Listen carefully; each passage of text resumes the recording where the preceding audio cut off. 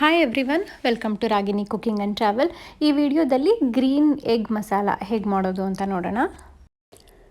ಬಾಣಲಿಗೆ 2 spoon ಎಣ್ಣೆ, 1 ಪಲಾವ್ ಎಲೆ, ಚಕ್ಕೆ ಚೂರು, 2 ಅನಾನಸ್ ಹೂ, 1 ಸ್ಪೂನು ಫೆನಲ್ ಸೀಡ್ಸು ಇದನ್ನೆಲ್ಲ ಎಣ್ಣೆಗೆ ಹಾಕಿ 2 ಈರುಳ್ಳಿನ ಸಣ್ಣದಾಗಿ ಕಟ್ ಮಾಡಿ ಸೇರಿಸಿ ಈರುಳ್ಳಿ ಕೆಂಪಗಾಗೋವರೆಗೂ ಫ್ರೈ ಮಾಡಿಕೊಂಡು 1 ಟೊಮ್ಯಾಟೊ ಹಣ್ಣನ್ನು ಸಣ್ಣದಾಗಿ ಕಟ್ ಮಾಡಿ ಹಾಕ್ತಾಯಿದ್ದೀನಿ.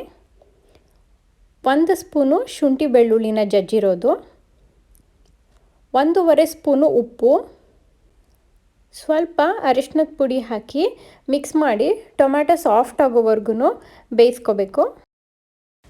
ಮಸಾಲ ರುಬ್ಕೊಳ್ಳೋದಕ್ಕೆ ನಾನಿಲ್ಲಿ ಸ್ವಲ್ಪ ಕಾಯಿ ತುರಿ, 2 ಹಸಿಮೆಣಸಿನ್ಕಾಯಿ, ತುಂಬ ಖಾರ ಇದೆ ಹಸಿಮೆಣಸಿನ್ಕಾಯಿ, ಹಾಗಾಗಿ ನಾನು 2 ತೊಗೊಂಡಿದ್ದೀನಿ, ನೀವು ಖಾರ ನೋಡಿ ತೊಗೊಳ್ಳಿ. ಸ್ವಲ್ಪ ಗೋಡಂಬಿ, ಇದನ್ನೆಲ್ಲ ಒಂದು ಮಿಕ್ಸಿ ಜಾರ್ಗೆ ಹಾಕಿ ಸ್ವಲ್ಪ ನೀರು ಸೇರಿಸಿ ಸಣ್ಣಕ್ಕೆ ರುಬ್ಕೊಂಡು ಟೊಮೆಟೊ ಸಾಫ್ಟ್ ಆಗೋವರೆಗೂ ಬೆಂದಾದಮೇಲೆ ಕಾಯಿ ಮಸಾಲ ರುಬ್ಬಿರೋದನ್ನು ಹಾಕಿ 1 ಗ್ಲಾಸಷ್ಟು ನೀರು ಹಾಕಿ ಚೆನ್ನಾಗಿ ಮಿಕ್ಸ್ ಮಾಡಿಕೊಂಡು ಲಿಡ್ ಕ್ಲೋಸ್ ಮಾಡಿ 5 ನಿಮಿಷ ಇದು ಚೆನ್ನಾಗಿ ಹಸಿ ಕಾಯಿ ಮಸಾಲ ಸ್ಮೆಲ್ ಹೋಗೋವರೆಗೂ ಬೇಯಿಸ್ಕೊಂಡು ಇವಾಗ ಮೊಟ್ಟೆಗಳನ್ನ ಸೇರಿಸ್ಕೊಬೇಕು. ನಾನಿಲ್ಲಿ 10 ಮೊಟ್ಟೆನ ಕುಕ್ಕರಲ್ಲಿ 2 ವಿಷಲ್ ಕೂಗಿಸ್ಕೊಂಡು ಬೇಯಿಸ್ಕೊಂಡು ಮಧ್ಯಕ್ಕೆ ಕಟ್ ಮಾಡಿ ಇಟ್ಕೊಂಡಿದ್ದೀನಿ.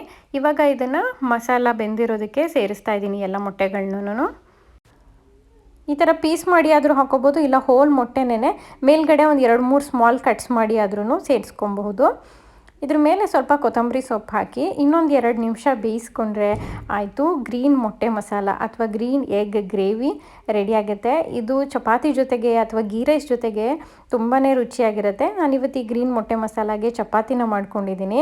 ಸೊ ಈ ರೆಸಿಪಿ ವಿಡಿಯೋ ಇಷ್ಟ ಆದರೆ ಈ ವಿಡಿಯೋನ ಲೈಕ್ ಮಾಡಿ, ನನ್ನ ಚಾನಲ್ಗೆ ಸಬ್ಸ್ಕ್ರೈಬ್ ಆಗಿ, ಇದೇ ರೀತಿ ಈಸಿ ರೆಸಿಪೀಸ್ಗಾಗಿ ರಾಗಿಣಿ ಕುಕಿಂಗ್ ಆ್ಯಂಡ್ ಟ್ರಾವೆಲ್ ಚಾನಲ್ನ ಫಾಲೋ ಮಾಡಿ. Thank you.